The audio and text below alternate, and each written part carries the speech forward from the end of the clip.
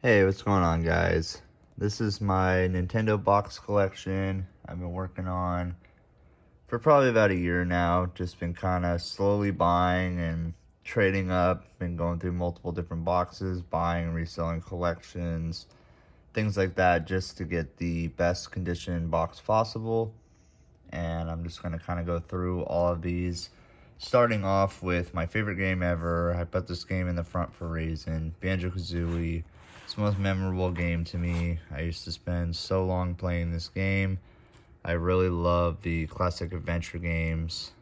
And for a lot of you guys, if you guys love Banjo Kazooie, you really love it.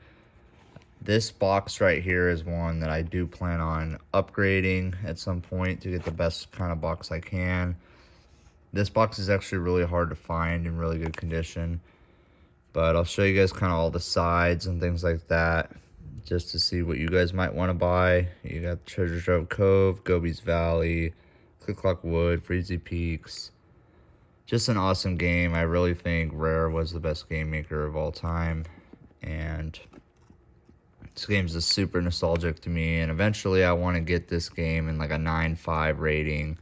And then eventually, my dream is to get this game factory sealed, which I think would be really cool. And next, we got Super Smash Bros. Another box that is really, really hard to find, especially in this good of condition. I had to go through about 3 of these just to get to this one and just kind of sell through them. And to get one this clean, I actually bought this in a collection buyout. And I had to basically sell every other game in the whole set just to acquire this one box. But I love Super Smash Brothers. This was one of my favorite games, and it's one of my favorite boxes as well. It's probably not as good as Melee on GameCube. Most of my favorite games for actual like gameplay were on GameCube, but these are just so memorable to me. Like just seeing a box like this. Like, even though it's just a cardboard box, but just seeing a box like this that would be on, like, a shelf at, like, Toys R Us or something is so memorable, especially this one, Mario Kart 64, one of the must-have games for most people, I feel like. Even to this day, I feel like Mario Kart is one of Nintendo's biggest hits, but you can see all the different little roadways and stuff. It's a really, really fun game. Then you got the first Nintendo 3D game ever made. First game for the 64, Super Mario 64. Really, really fun game. And I also kind of like this game, rewatching it again. I like watching the speed runs and stuff like that. I think people have created like a whole new concept to the game. But you got Bowser, you got that Aztec level, that mirror that you had to jump through, if you remember that. And this game was really, really fun. I don't think it was as fun as like Banjo or Donkey Kong or anything like that, but which might be an unpopular opinion, but I know this game was a favorite to so many, and I just love the artwork of that. Really any Mario box, I love the artwork of it. Then we got Mario Party 2, which was my personal favorite of the series through Nintendo 64. Between 1 and 3. I like the old cowboy vibe. Shows you some of the mini games here on the back. And like I said, I'm trying to show you guys like the sides and everything to, kind of give you guys some inspiration. That's kind of what I would want to see in a box collection video. So I'm just kind of doing it that way. Then we got 007 GoldenEye, which hours-wise this was one of the games I spent the longest playing. It has a really fun multiplayer aspect to it as well. I think that's what also makes this game so memorable. But just some of the levels, just seeing that over again. Seeing these boxes is seriously like seeing a time capsule. This is a box that, I need to get a better condition at some point, but that's kind of the game. This is actually my second copy of this. You always buy a box, you think it looks clean, and then you see certain imperfections, and you kind of just switch through them and sell the other ones and stuff like that. Because I really think down the road, like, you want to have the best, cleanest condition boxes as far as like potential investments. And I do say investments. People gave me a lot of, stuff for saying other things are investments, but I really actually do believe in the future these boxes will be worth more money. Maybe I'm just lying to myself, but regardless, I'm a collector over an investor or anything like that in these. And these are my favorite things to collect right now, honestly. And even to this day, like, I kind of rekindled back into it once again, and it's just as fun as it was before. But we got Pokemon Puzzle League. This was a game I used to spend so long playing. I love the artwork of the box. Got the sides. I believe that's like Misty or something. And basically, it's kind of like a Tetris style game. It's kind of like a brain game where you just kind of flip the blocks, match them up, break the blocks, and that's pretty much it to it. I really admire the simplicity of a lot of these things. They got F-Zero X, which was one of my favorite racing games, probably my second favorite. And F-Zero GX for GameCube, I really think changed the game, but I used to rent this game from Blockbuster all the time. This was one of those ones that you can just get there, or the old video game store, like your local store. And just a really, really fun game. And F-Zero X is pretty old. I mean, like, they've had series before the 64, and just really cool to have. Then we got this game. This is probably my favorite racing game for the 64. Star Wars Episode 1 Racer. This box here is actually factory sealed. It's got the H sealed pattern on it, and I really think it's cool to have this factory sealed. And I also don't really understand why this is kind of inexpensive sealed. Maybe there's a lot of them. I'm not that smart with that kind of stuff. But I got this box for like $100 factory sealed. And as you guys know, a lot of games like, Banjo-Kazooie and stuff is like $1,000 sealed. And it's just one of those things where this game was so fun, so memorable, and to have it factory sealed, I think is really, really cool. So, had to have that. And then I got Perfect Dark. This one is actually factory sealed as well, and it's really, really nice condition. This one I could actually understand why this one is not as not very expensive sealed, because it was made so late in the cycle. But this is another game made by Rare. This was one I never played a long time ago, but I actually recently played this game probably like 6 months ago or so. And this game is actually really, really fun. It's very similar to GoldenEye. Rare made GoldenEye as well. And it's just a really fun game. I'd highly recommend at least buying the game and playing it. It's just so late in the cycle. I think that's why it didn't do so well. But basically, Rare had some licensing agreements with 007 franchise, so they said, screw it, we'll do it on our own. We'll make our own version of the game, and they killed it. Like, this game is very, very fun. Highly recommend it. And this game sealed is like $100 as well. And then got Star Fox 64. This game, this is the big box version. This is one of those games that you could spend hours playing. It's very memorable. One of the most memorable games to me. This was the version that came with the Rumble Pack. That's why it's the big box. They also got the Player's Choice box, which is smaller. And I actually have that box as well. Just not in this video. But I love the simplicity of this game. Just going through different levels. And, just shooting enemies and stuff like that. And then next we have Banjo-Tooie, which was my second favorite game of all time. And I really love this box. This box is very, very mint. It's actually in really, really good condition. And a lot of people preferred Banjo-Tooie more than Kazooie. And I feel like Kazooie was better. in a way, but I feel like this game really killed it. The only thing I think about this game is I think it was ahead of its time. I think you have to backtrack a lot. You have to think a lot more in this, which I think is really cool. Especially as you get older, you appreciate that kind of stuff more. But it's one of those things where I feel like they should have made this number 3 and made like a more of a gateway game that kind of leads into this, without making it super complex. But on the back, you got Hailfire Peaks, you got the ice, you got the fire, which is very memorable level. One of the coolest themes of a level I think they can come up with. Jolly Rancher's Lagoon, the old shooting games, things like that. Just really, really cool. And I wish they would come out with another sequel of this, but Rare sold to Microsoft. All the guys are not really around anymore. So, kind of have to see on that.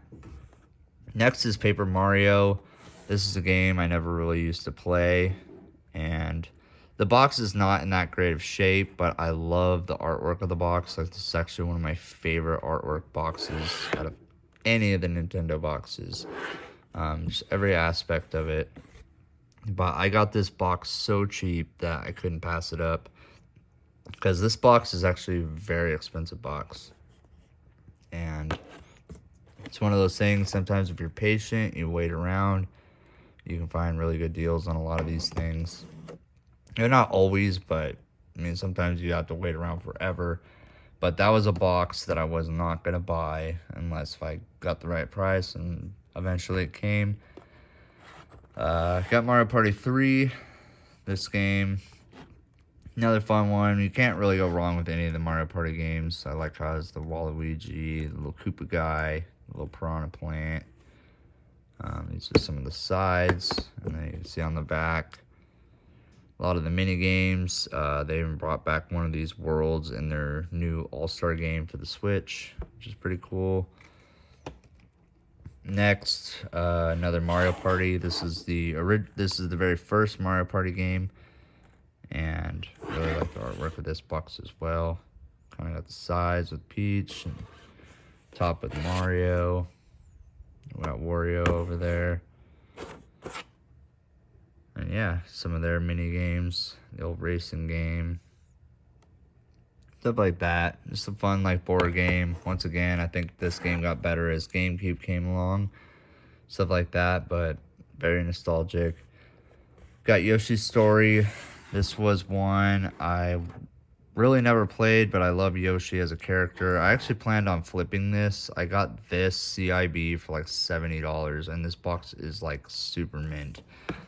So I can actually sell this for quite a bit more at this point, but it's one of those things where I like the box so much that I'm just going to keep it, because I really am a collector over a flipper or anything like that. I do flip things around, but it's really only to try to get the cleanest box that I possibly can. Like, because I think investment-wise, down the long term, I think that's what's going to work.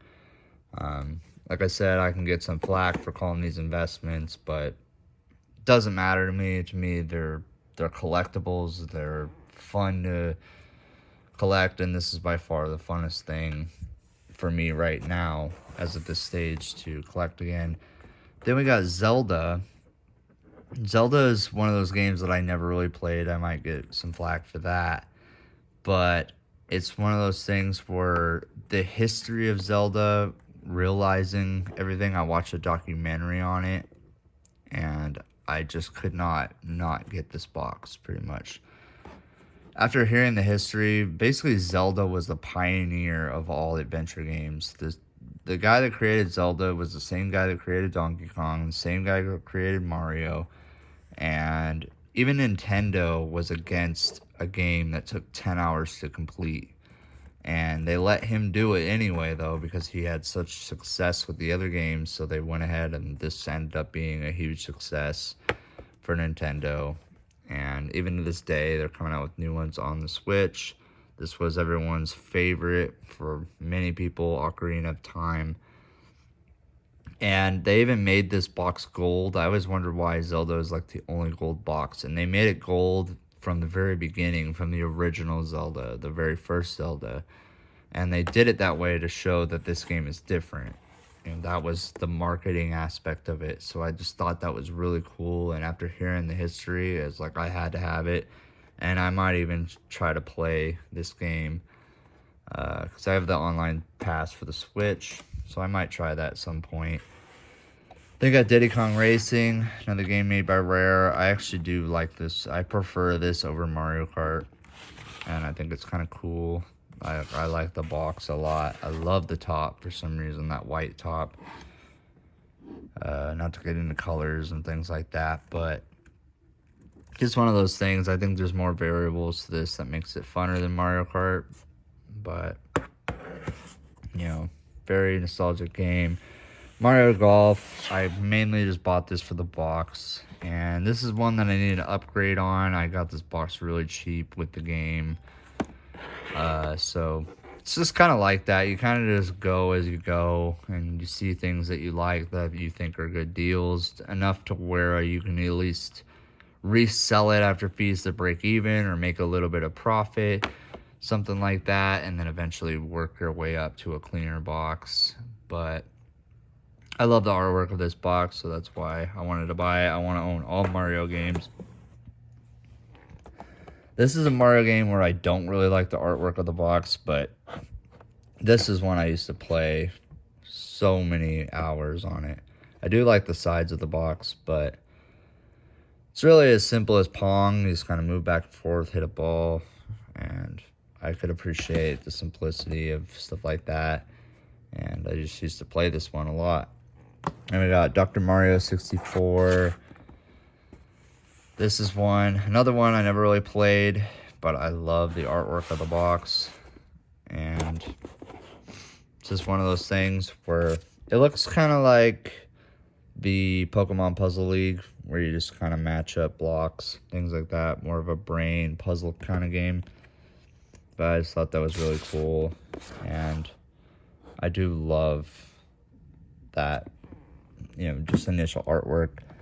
This is a bland box, but this is one that I spent hours and hours playing. Tony Hawk Pro Skater. This was one of my favorite games ever for Nintendo.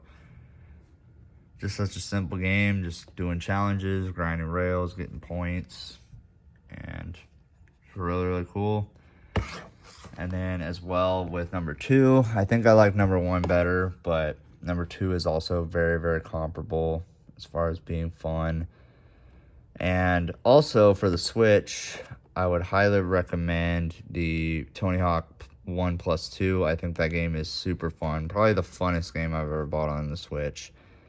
And there's new challenges in it, but it's the same maps and stuff, so you kind of get that nostalgic aspect, but you get better graphics, you get new challenges that you haven't seen before, and the game's also pretty inexpensive. So I'd highly recommend that if you want something fun to play. And then we got Donkey Kong 64. This is probably my 3rd favorite game of all time. Another game made by Rare. This game I used to spend so many hours playing. I don't even think, even to this day, I've ever collected all 200 bananas, so I might want to redo that. If they made this for the Switch, I would buy it in 2 seconds. And it's just one of those things where Rare's Microsoft's brand now, so kind of tricky for Nintendo, but it's just one of those things where this game is so memorable. 2nd favorite game of all time. I mean, other than Banjo 1, Banjo 2.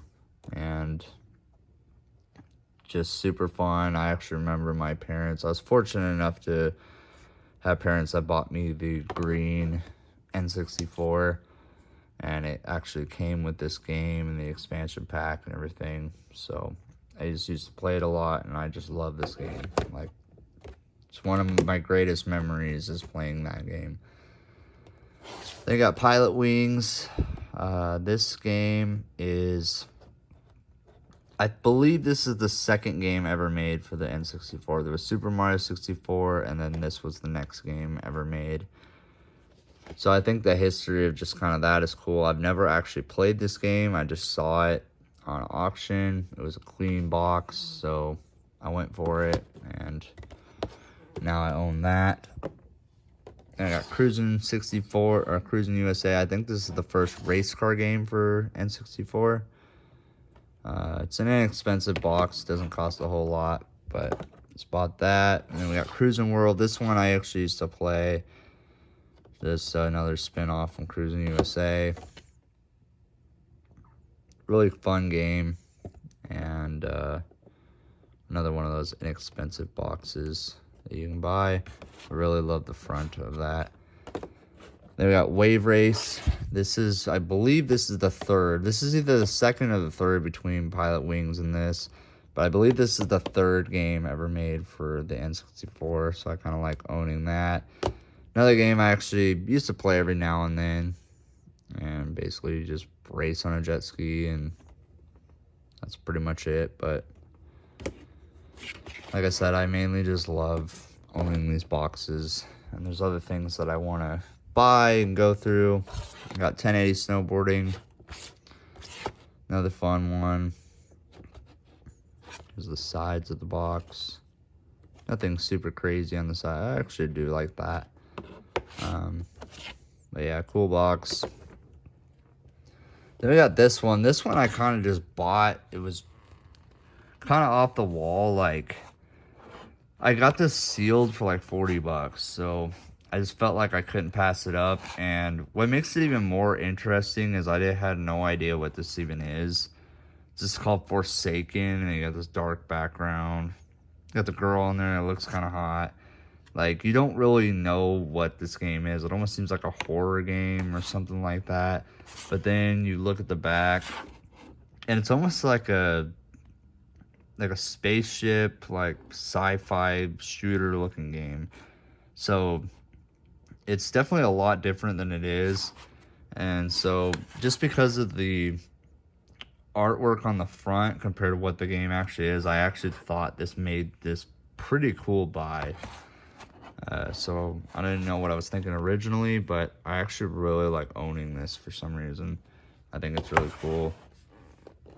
And then I got Star Wars. This one I never played, but it's a Star Wars franchise.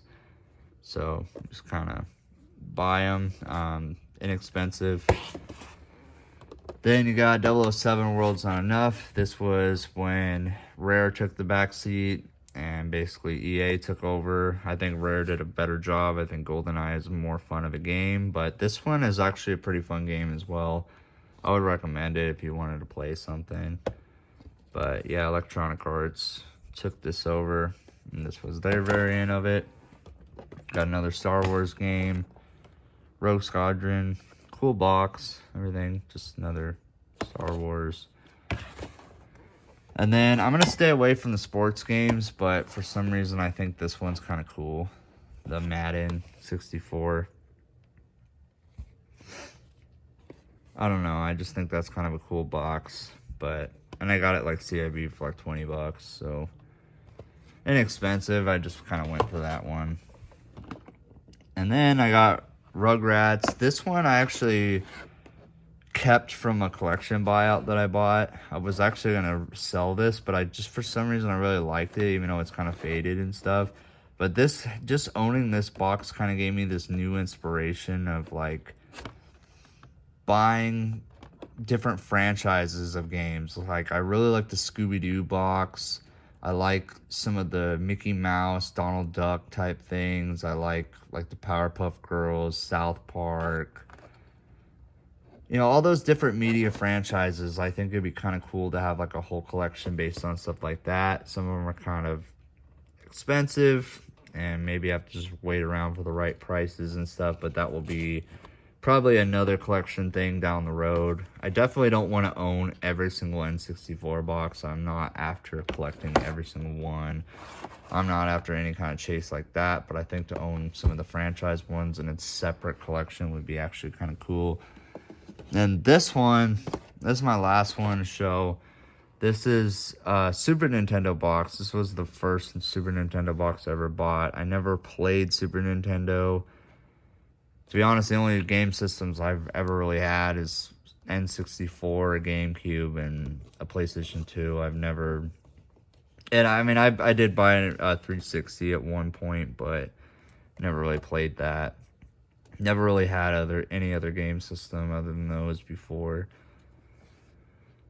But it's one of those things where I thought this was kind of cool. Maybe it will be a little gateway thing into like another obsession of buying other ones. But since it doesn't have that nostalgic aspect for me, I don't think I would really be totally into this. But this guy, I bought a game from him, a different game, and I asked him if he could throw this in as part of the deal, and he said yeah. So that's kind of how this came about. And maybe I'll kind of add some Super Nintendo things in the collection.